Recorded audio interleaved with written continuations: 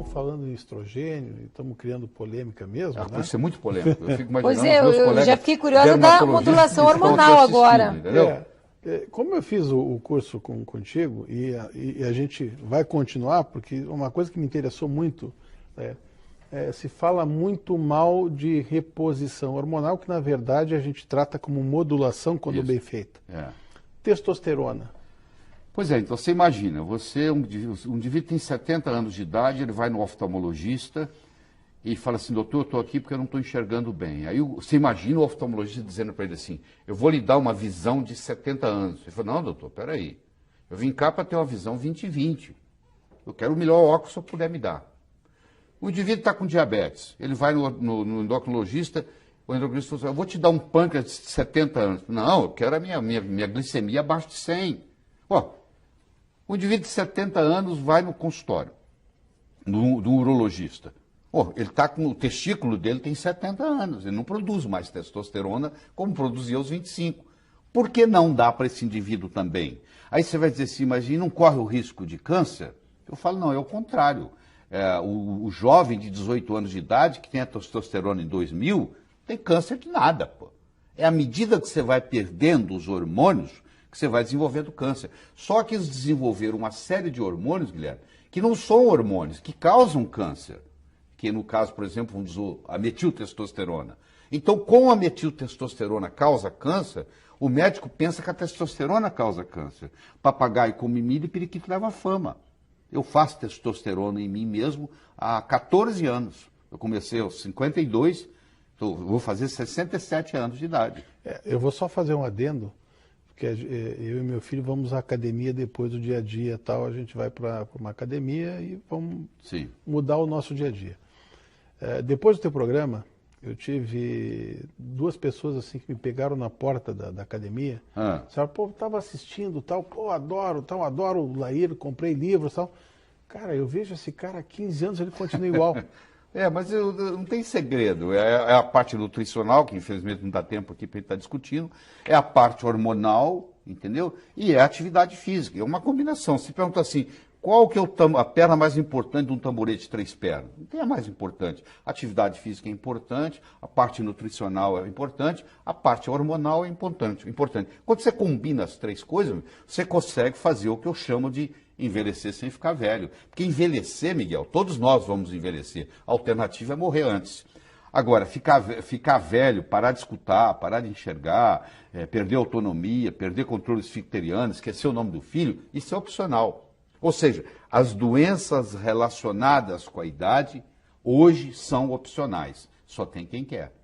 Um brasileiro hoje de 65 anos de idade toma, em média, 6 remédios por dia. Remédios. Ou seja, é doente. É uma pessoa já doente. Ele vai levar, às vezes, 15, 20 anos para morrer. Mas ele já está doente. A testosterona, que é o hormônio masculino predominante, começa a diminuir a sua produção. A produção ocorre 95% nos testículos e por volta de 5 a 7% nas glândulas adrenais. Então, nós chamamos de hipogonadismo primário. O que é isso? O testículo começa a não funcionar como devia e vai caindo o nível de testosterona. E o cair do nível de testosterona interfere em várias coisas. Interfere na própria vida sexual, que tem 5 coisas importantes sexualmente falando. A primeira delas é a libido, é a vontade de ter sexo, que o indivíduo vai deixando de lado, vai assistindo televisão, faz tudo menos o sexo, ele vai ficando no background. Segundo, é o próprio processo da ereção, quando ele quer ter o sexo, ele tem a ereção ou não. O terceiro é a ejaculação, que quando a testosterona começa a cair, o líquido ejaculatório também começa a diminuir. E quarto é o orgasmo, que começa a perder a sua força. Então chega o sujeito nem saber se ele tem orgasmo ou não, porque é tão rápido e tão fraco que ele não consegue nem detectar às vezes. Ele tem aquela excitação, mas ele não sabe na hora que começa ou termina o orgasmo por ser fraco demais. Esses 4 componentes podem vir juntos, ou seja, o paciente pode chegar no consultório médico e dizer, eu tenho problema de libido, da vontade sexual, eu tenho problema de ereção, eu tenho problema da ejaculação, eu tenho problema do orgasmo. Ou pode aparecer individualmente, seletivamente. Tem aquele indivíduo que tem só o problema da libido. Ele não tem vontade, mas se pintar o clima, ele vai ter ereção. Tem aquele que tem a vontade, mas não tem ereção. Tem aquele que tem a vontade, tem ereção, mas não tem ejaculação. Ou não tem orgasmo. Então, isso aí se combina muito. Então, cada caso é um caso, e é impressionante como é que pessoas de 28, 30, homens de 28, 30 anos, já começam a sofrer esse problema. Principalmente se são indivíduos que abusam do álcool, têm uma alimentação precária, faz o uso abusivo de refrigerantes, são fumantes. Então, geralmente, uma pessoa que fuma mais de 15 cigarros por dia vai terminar com problema de disfunção erétil, mais cedo ou mais tarde. Então, quando você faz esse somatório de tudo isso, mais essas toxinas, você vai encontrar indivíduos jovens que já estão, por incrível que pareça, num processo de andropausa. A boa notícia que eu tenho para todos nós é que em qualquer momento você pode reverter essa situação. Não é nada irreversível. Mas se não é tomado nenhuma atitude, se não é mudado o estilo de vida, se não é feito nenhuma modulação hormonal, a tendência é piorar. E aí nós vamos ver a outra parte, que eu acho que é mais importante do que a sexual. O coração é o órgão que mais tem receptor para testosterona. Na realidade, a testosterona é um hormônio cardíaco, porque ela faz o coração bater com mais força, ela dilata a coronária, ela dilata os vasos do cérebro, ela é vasodilatadora. O cérebro não consegue funcionar sem testosterona. O que dá ao homem esse raciocínio tridimensional, esse raciocínio espacial, essa capacidade de determinar onde ele está no espaço, ele não precisa de GPS para chegar a lugar nenhum, as mulheres já precisam mais, o homem tem essa capacidade de localização espacial mais desenvolvido por causa da testosterona. É a testosterona que fortalece o osso no homem. Então, o homem que não tem testosterona, ele tem um osso fraco, ele tem um músculo fraco, ele tem um coração fraco, ele tem um cérebro fraco. E ele vai no médico e o médico diz, você tem que aceitar isso. Isso faz parte do processo de envelhecer. Isso faz parte da idade. Isso é normal. Bom, pode até ser normal estatisticamente, mas você pode reverter tudo isso. Existem tríbulos ou tribúlos terrestres, que têm uma atividade muito interessante em estimular o testículo a produzir hormônio testosterona.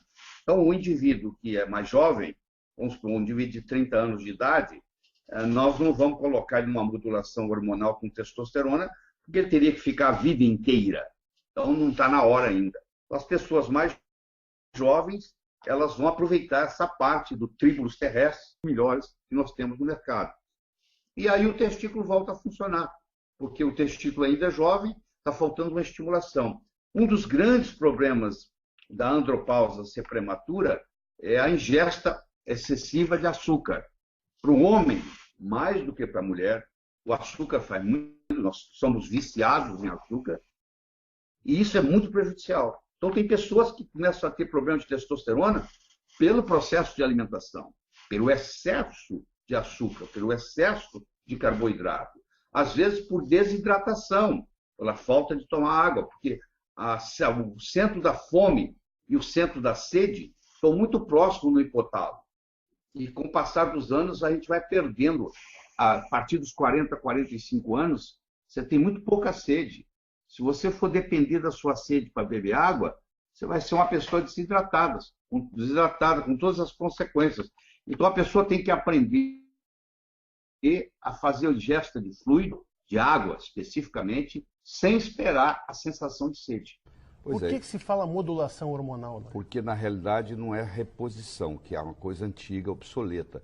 Reposição era assim, faltava um hormônio, aliás, eles nem sabiam se faltava, porque não media nada na época, e também não valia a pena medir, porque o que dá não muda o que está lá, entendeu? Então, uma mulher, por exemplo, está na menopausa, está com estrogênio baixo, não adianta medir que ela está baixo, no caso da reposição, porque o que ia repor não ia mudar o estrogênio dela.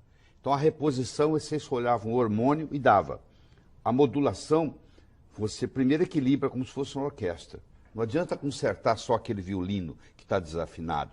Você tem que trabalhar em grupo. É a tireoide trabalhando com pâncreas, trabalhando com adrenal, trabalhando com ovário, né? E assim por diante. É um equilíbrio. São os vários hormônios.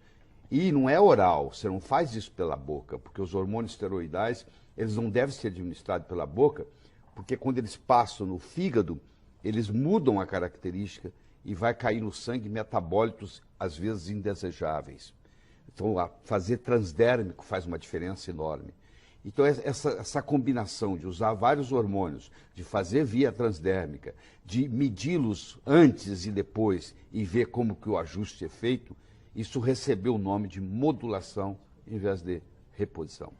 E uma coisa interessante, né, é o que a gente sempre te escuta falar e que muita gente acha que não existe, que é o bioidêntico. Sim. Né? Aliás, o bioidêntico surgiu antes do não bioidêntico. Porque... Como, Leiga? Posso te perguntar o que é o bioidêntico? Pode, sim. Bioidêntico é o seguinte, é algo que é exatamente igual àquilo que você tem no corpo. Então, se eu tenho uma progesterona que é igualzinha que o seu ovário fabrica, essa progesterona é chamada bioidêntica. Ela foi criada, foi descoberta em 1940. Para você fazer o não bioidêntico, que é o que você encontra comum aí, você tem que ter o bioidêntico, porque existe uma lei mundial que diz assim, não se pode patentear nada que a natureza fabrique. Então, para uma empresa lançar um similar, ele tem que provar, a empresa tem que provar que esse não é bioidêntico. Então, os bioidênticos surgiram primeiro, para depois surgir os não bioidênticos. Então, o bioidêntico faz toda a diferença, porque quando uma mulher está na menopausa e ela recebe um remédio que é urina de cavalo, de égua prem, eles põem a égua grávida, 1000 éguas numa baia, dão um remédio para elas urinarem o dia inteiro, só urinam, mais nada, ficam 24 horas urinando, e eles recolhem aquela urina e faz uma pílula que você compra ali na farmácia, que você usa, é que eu chamo de urinoterapia. Tem 11 metabólitos, quando você toma aquela pílula, que não pertence ao corpo humano, que pertence a cavalo. Então aquilo entra no receptor do hormônio e fica lá agarrado. Trata a sintomatologia da mulher, mas ela engorda, ela envelhece mais rápido, ela perde a libido, ela vem a ter secura vaginal, etc, etc, etc, etc. O bioidêntico é exatamente o contrário. Você mede, vê que está deficiente, e hoje se faz principalmente na saliva, é o melhor jeito, e você então substitui aquilo numa dosagem apropriada para atingir um nível salivar, que é o nível do tecido, e é como se fosse um ato de mágica, porque a melhora é absurda. Eu digo para o médico, quando você começa a trabalhar com esse tipo de medicina, você vai se sentir muito mais orgulhoso de ser médico, porque o paciente vai dizer para você, doutor, eu nunca melhorei tanto na minha vida, muito obrigado. E você recebe agradecimentos e a sua clientela aumenta, porque não existe nada melhor do que o boca a boca, não é verdade? Porque quando você faz uma coisa bem feita para um paciente e ele melhora, esse paciente vai e conta para o outro. Quando o outro chega, a melhor propaganda. E você já percebeu, você trabalha na área de saúde, quando você recebe um paciente que foi recomendado por outro, ele já chega de peito aberto, confiando 100% em você, professor.